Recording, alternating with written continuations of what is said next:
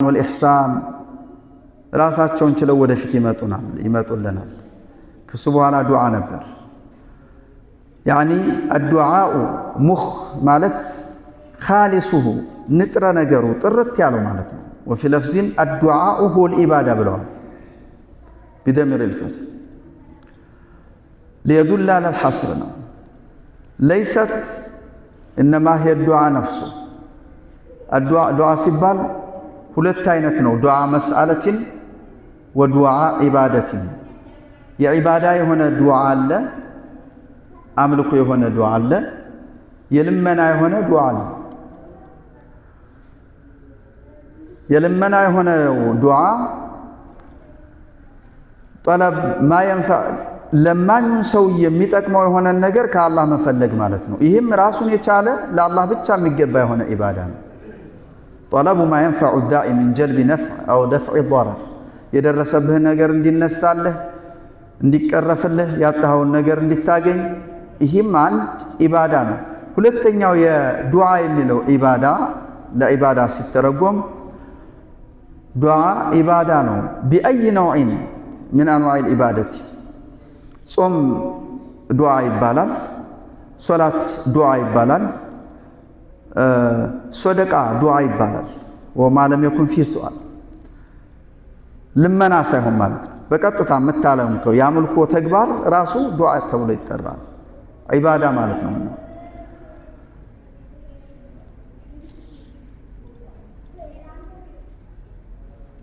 والدليل لذي ማስረጃችን قول الله تبارك وتعالى الله سبحانه وتعالى ዱዓ ኢባዳ ለመሆኑ ማስረጃችን በሱረቱ ጋፊር 6ኛው አያ ላይ የምናገኘው የቁርአን አያ ነው وقال ربكم ጌታችሁ ብሏል ይላል አላህ وقال ربكم ادعوني እኔን ተማጸኑ እኔን ለምኑ የደረሰባችሁ ነገር ሊቀረፍላችሁ ጭንቁ ወደ ፈረጃ ሊቀየር ከፈለጋችሁ እኔን ለምኑ እኔን ተማጸኑ ያጣችሁትን ነገር ለማግኘት እኔን ለምኑ እኔን ተማጸኑ አስተጂብ ለኩም እኔ ለናንተ ለለመናችሁ መልስ ሰጣችኋለሁና ይላል አላህ አመረከ ተባረከ ወተዓላ ፍጡሩን በሙሉ እሱን እንዲለምኑ እሱን እንዲማጸኑ ለልመናቸው አላህ Subhanahu Wa Ta'ala ፍጹም ወደ ኋላ እንደማይልና መልስ እንደሚሰጣቸው ቃል ገባ አስተጂብ ለኩም ማለት ቀደም ያልኳችሁ ነው አላህ Subhanahu Wa Ta'ala አለመማጸን አላህ Subhanahu Wa Ta'ala ከሱ አንድንም ነገር ጠያቂ ፈላጊ ያለመሆን አላህን ያስቆጣል እዚህ አያ ላይ ምን ይላል ኢነል ለዚነ يستكبرون عن عبادتي እነዛ የሚኩራሩ የሚንበጣረሩ عن عبادتي እኔን ከመማጸን እኔን ከማምለክ سيدخلون جهنم داخرين جهنم ውስጥ ዘውታሪ ሆነው ይገባሉ ወይም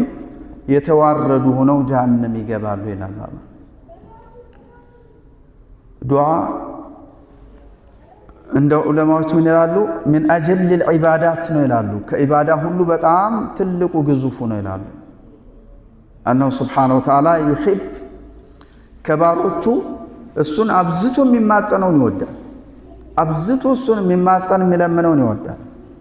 አላህ እዚህ ጋር ባሳለፍነው የቁርአን አያ እዚቹ አያ ላይ እኔን ለምኑ እንጂ ለምናችሁ ከኔ የምታገኙ አይደላችሁም አላለም አስተጂብ ለኩም ነው ያለው አላህ በራሱ ላይ መልሱን ሰጣችኋለሁ ቃል ገብታ የአላህ ቃል ደግሞ ተቀልባሽ ወይም ተሻሪ አይደለችም سمي الدعاء عبادة وجاء في القرآن في غير موضوع عند بوتا እንኳን ብቻ ሳይሆን በርካታ ቦታ ዱዓ ኢባዳ እንደሆነ በቁርአን ውስጥ ብዙ ቦታ ላይ መጥቷል ዱዓን ከአላህ ውጭ ላለ አካል ማድረግ ተማጽኖን ከአላህ ውጭ ካለ አካል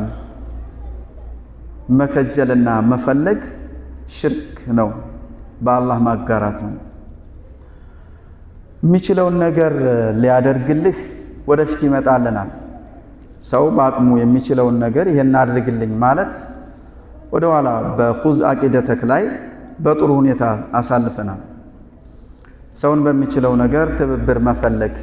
ወይም ደግሞ በህይወት ያለና ከኔ የተሻለ አላህን ፍራቻለሁ ብለህ ለአላህ Subhanahu Wa Ta'ala ከብዙ ሐራም ከሆኑ ነገሮች የራቀ አላህ Subhanahu Wa Ta'ala ያዘዛቸውን ትዕዛዛቶች በጋሊብ የሚተገብር ነው። ስለዚህ ይህ ሰው ለአላህ ከኔ የተሻለ ቀረቤታ አለው ብለህ እሱን በቀጥታ እስኪ እንደው ዱዓ አድርግልኝ ብለህ እሱ ዱዓ እንዳደረግልህ መፈለግም ከዚህ ጋር አይያዝም። ሰይድኹሉነ ጀሃነመ ዳኺሪን አላህን የማይለምኑ አላህን Subhanahu Wa Ta'ala የማይማጸኑ ጥፋታችንን ማረን ይቅር አድርግልን፣ የሰጠህን ነገር በረካ አድርግልን፣ ያደረግነውን ኢባዳ አንተ ዘንድ የተወደደና ተቀባይነት ያገኘ አድርግልን፣ ሌላ ነገር ባይኖር ይህንን መለመን አላህን Subhanahu Wa Ta'ala መማጸን ራሱን የቻለ ኢባዳ ነው። ወሊዛ ዒባዳ ዱዓ አላህን Subhanahu Wa Ta'ala ከምናመልክባቸው አንዱ ክፍል ነው ማለት ነው። ወደሊሉል ኸውፍ መፍራት ዒባዳ ለመሆኑ ማስረጃችን ኋላ ጠቅለል ባለ መልክ ስለነበር ተቀምጠው የነበሩት በየዝርዝር ሼኹ ከቁርአንና ከሐዲስ ማስረጃን በማምጣት በማጣቀስ በትክክልም ለአላህ ብቻ የሚገቡ ኢባዳ ክፍል ለመሆናቸው እያንዳንዳቸው ያስቀምጡልናል። ወአነሁ ዒባደቱ ሚነል ኢባዳቲል ቀልብ ኸውፍ ማለት የቀልብ ኢባዳ ነው፣ የውስጥ ዒባዳ ነው፣ የቀልብ ዒባዳ ነው ኸውፍ። ፈላ ተኻፉሁም ወኻፉኒ ፈላ ተኻፉሁም እነሱን አትፍሯቸው፣ እነሱን አትፍሯቸው፣ እነሱን አትስጉ አትፍሩ። ወኻፉኒ እኔን ፍሩ፣ እኔን ብቻ ከፈራችሁ እኔ ከሚያስፈራችሁና ስጋት ከእናንተ ላይ ስጋት ከሆነው ነገር ነፃ አወጣችኋለሁ እታደጋችኋለሁ ይላል። ፈላ ተኻፉሁም ወኻፉኒ እኔን ብቻ ፍሩ ኢንኩንቱም ሙእሚኒን እውነት እናንተ አምነናል እንደምትሉት እርግጠኛ አማኞች ከሆናችሁ እኔን ብቻ ፍሩ ይላል አላህ። يتعلق بالمكروه ولذا አንድ በእምነት ጉዳይ አንተ እንደ አይነት አማኝ ሆነህ እዚች ምድር ላይ ሰው ሆነህ ከሰው ተቆጥረህ መኖር አትችልም በማለት አማኙንም ሆነ እምነቱን ጠል በሆነ መልክ የተሰማራብህን አካል ከራስ ላይ ሐቅ እያልክ እየተከላከልክ ባለህበት ወቅት ተቃራኒ ክፍልህን ብዛታቸውን አይተህ ሊሆን ይችላል። ትጥቅ ስንቅ ዝግጅታቸውን አይተህ ሊሆን ይችላል። ፈርተህ ከዛ ቦታ ወደ ኋላ ማለት የተከለከለ ነው። አላህ Subhanahu Wa Ta'ala እኔን ፍሩ፣ እኔን ከፈራችሁ እናንተ ጀሌዎች ናችሁ፣ እነሱ ታጥቀዋል፣ የናንተን ጀሌ በታጣቂ ተከዋለሁ